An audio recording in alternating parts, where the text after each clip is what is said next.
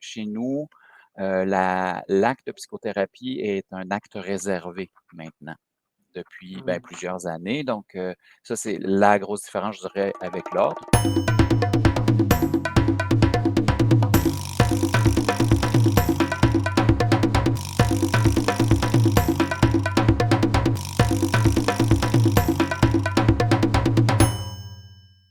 En fait, le rapport avec les autres professions en santé mentale, donc qui font de la Oui. psychothérapie, j'aurais envie de dire, on n'a pas eu le choix, entre guillemets, de collaborer parce que chez nous, l'acte de psychothérapie est un acte réservé maintenant, depuis, Mmh. plusieurs années. Donc, ça, c'est la grosse différence, je dirais, avec l'ordre. Chez vous, il y a le titre de psychologue, le titre de psychothérapeute qui est réservé, mais l'acte n'est pas protégé. Donc, Tout nous, à fait.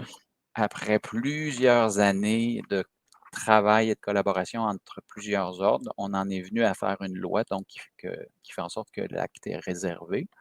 L'ordre a eu un mandat important là-dedans parce que c'est pas que sur ses épaules, mais tout ce qui vient avec la pratique illégale, là, c'est, beaucoup l'OPQ qui va faire les investigations puis les plaintes. Heu donc ça a eu un gros impact. On a eu à travailler beaucoup. On a encore à travailler beaucoup par rapport à ça parce que c'est pas facile de déterminer quand est-ce qu'on fait de la psychothérapie, puis à partir de quand on n'en fait pas. Il y a beaucoup d'éducation à faire. Je vous dirais même que moi, comme, directeur de programme en psychologie dans mon université, c'est des défis aussi de montrer aux psychologues parce que naturellement, le psychologue a le droit de faire de la psychothérapie dans sa formation.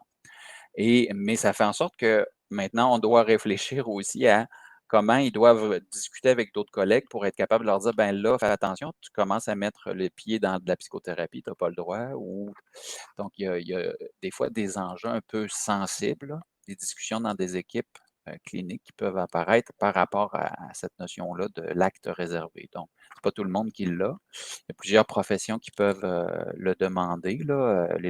Chez nous, les orienteurs, je ne sais pas si ça a cette façon de les, pour en fait, ceux qui consultent avec les étudiants professionnellement dans quelle carrière ils veulent s'en aller. Donc, nous, on appelle ça Ah, les d'accord. orienteurs. Il y a les infirmières qui peuvent faire de la psychothérapie, les travailleurs sociaux, les psychoéducateurs.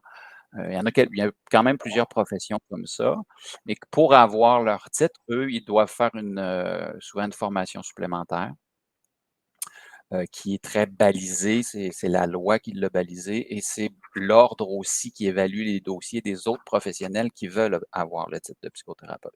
Donc, ça fait en sorte que l'ordre est, j'ai envie de dire, on pourrait dire un bon pilier là, dans tout ça.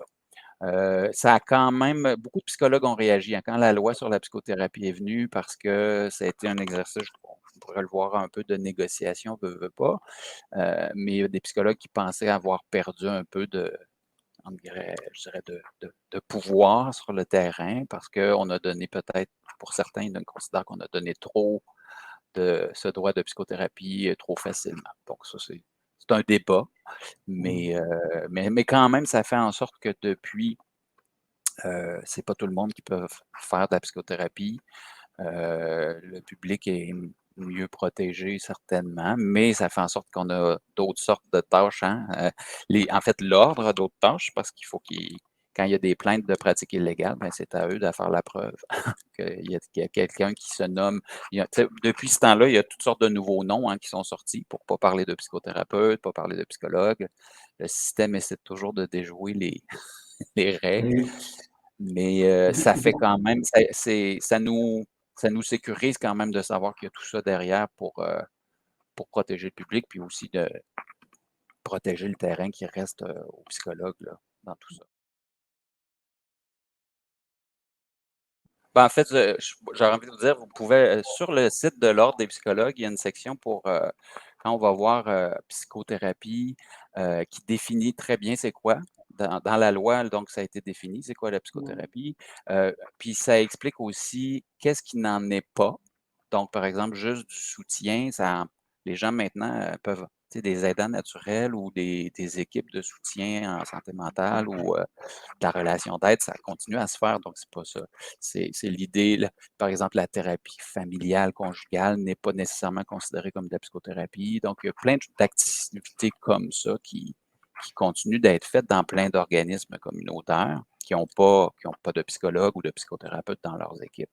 Donc, mais tout ça est bien défini et quand et puis je pense qu'il y a une approche d'éducation qui est encore sur le terrain partout, là. C'est l'idée de pas, parce qu'il y a des gens qui sont de bonne foi, qui font parfois des erreurs.